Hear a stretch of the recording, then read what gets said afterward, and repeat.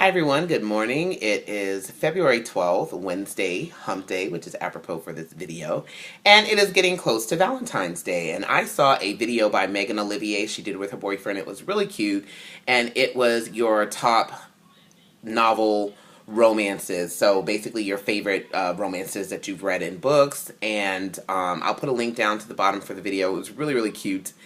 And I wanted to do that video because I just thought it was a really good idea, and I told you guys I completely lack originality, and so I just go around just stealing everybody's videos.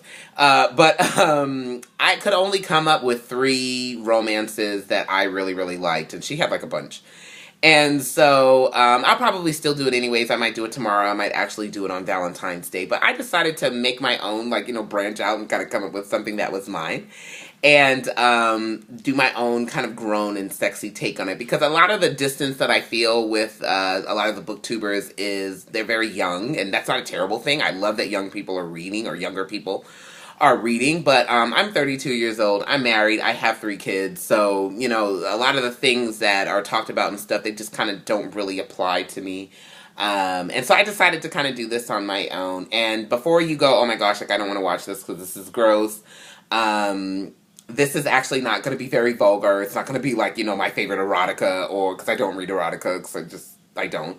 And it's not going to be like 50 Shades of Grey, because I would just never read that book, seriously. Like, I am actually on a 50 Shades of Grey boycott. I just refuse to read it. And so, as salacious as I am in real life, and my friends can confirm that, I actually don't like a lot of vulgarity in the books that I read. I don't mind, a sex scene, well-timed sex scene does not bother me at all. But I just don't like vulgarity. So I'm much more into subtlety and nuance and suggestion, the power of suggestion. And I like when a book is able to make you feel arousal, because I think so much of arousal we sort of focus on, the visual ways that we're aroused, and I think that's where the main focus is, being aroused visually and lingerie and all those things like that. But arousal can come, any one of our senses can, incite arousal in us. And so I love being able to read a book and having the phraseology and the way the sentence was written out, and having it, evoke these feelings of passion and desire and arousal in me. So so this video is entitled Books That Get Me in the Mood. Okay, so yeah. I don't have all of these titles with me, and so I'm going to try to include the videos like in this area right here, like a picture of the books. But I am not super techno savvy, and so we'll see if I can figure out how to do that. But I will definitely have the Goodreads links to the books that I mentioned down at the bottom. And there's not that many, there's only 5. So, but this will probably still be a long video because I like to talk. So anyways, let me just go ahead and get started. So the first book that I picked is Tipping the Velvet by Sarah Waters. It is a lesbian novel. It's a very good lesbian novel, and I've read several lesbian novels, and this one's probably my favorite. And it is about this girl in turn-of-the-century England, and well, actually not turn-of-the-century 2000. Now you have to say that turn-of-the-century in the 19th, 18th, 20th, I don't know, 1800s, and she meets this vaudeville kind of performer who dresses in drag. She's a female, but she dresses in drag. And she has this masher act. And they fall in love, and it just chronicles their story. And she joins the act, and they go to London and perform and stuff. And it had some really, really sexy lesbian sex scenes between the two of them. And as I've said in our earlier video, I am bisexual, so it definitely appealed to me. For a lot of time, that's how I'll get that fix, is that book. So, or books like that. So it was a very, very good book. And it's a good story. It's honestly a good story. And there's not a whole lot of scenes that like that. It was just a very titillating, kind of, racy read. So it's a really good book. The next book that I'm going to talk about is The Dark Bride by Laura Restrepo. And it's a book about prostitutes in South America.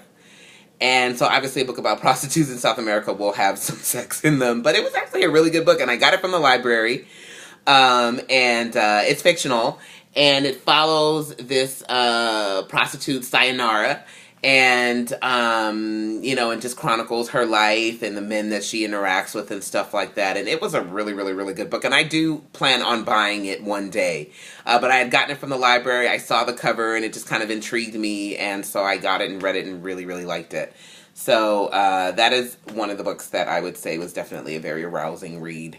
Number 3 is Water for Elephants by Sarah Gruen, which I just read, and oh my gosh, there were like so many scenes in that book that were just so very, very moving. I think my favorite one were well, one of them I can't tell because I don't want to spoil the book, but this one I think I can talk about because it's not really a spoiler. It's not crucial to anything that happened, whatever. But when he was in the cooch tent and he was guarding the cooch tent, and she was describing the performance of the exotic dancer, whatever, in the cooch tent. And, oh gosh, I'm telling you, it was just so. I was just like my breath was catching,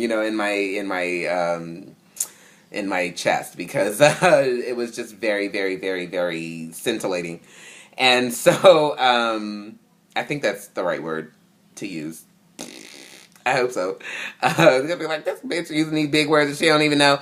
But anyways, yeah, Water for Elephants was a pretty titillating read, so I really liked it. I loved reading it. And honestly, the funny thing is, I didn't even really like the sex scenes between the protagonist, the main character, and his love interest.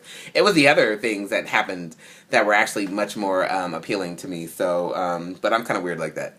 The next book that I'm going to talk about is like Water for Chocolate. Y'all, when I first read this book, I was unmarried. I put it down because I was like, I should not be reading this book. And the thing about it that I love, it's not graphic at all. Like, there's very little mention to actual body parts except for maybe breasts.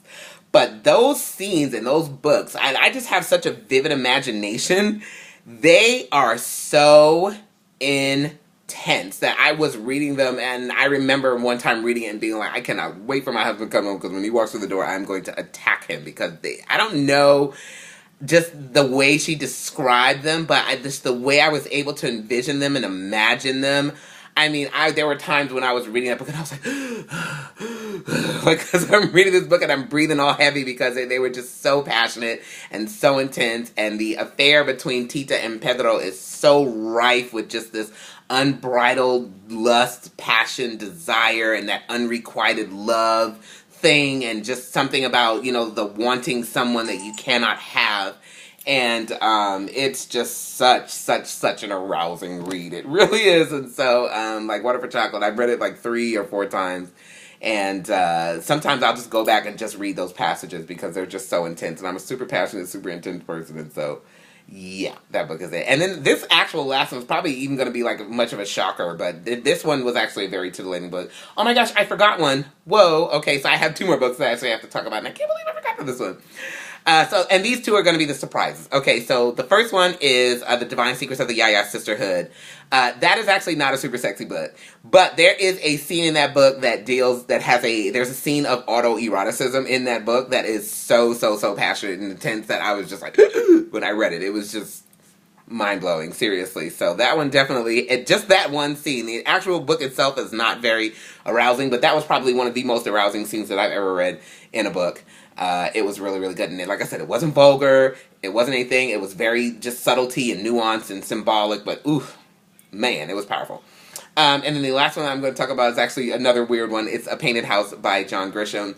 There is no sex in that book whatsoever. None. But there was a character in that book that was kind of like a bad boy. And he was so sexy that every time he would talk about that character, I would get aroused because, like I said, I have such a vivid imagination, and he was this Mexican migrant worker that they had on their farm, and I kind of have a thing for Mexican men, and so even though my husband is black, but and when he would talk about him and the way he was, it would just turn me on so much because he was just kind of like their quintessential bad boy. And oh my gosh, I love that book because I loved that character, seriously. And so that book, every time he would, it was Cowboy's turn. His name was Cowboy. Every time it was Cowboy's turn to get on his pages or whatever. I would just be super, super, super, super aroused because I just was really, really attracted to that character, which is kind of funny because he was a total douche. But anyway, so those are my books that are arousing to me. I'm sorry if this grossed you out, but I do not have that puritanical view that sex should not be talked about in public. It's a natural part of life. I am in a loving, healthy marital relationship. And so, yes, I can sit here and do a video about sex because, damn it, I'm grown, okay? But anyways, I will talk to you guys later. Happy early Valentine's Day, and I will see you guys tomorrow. Peace. Bye.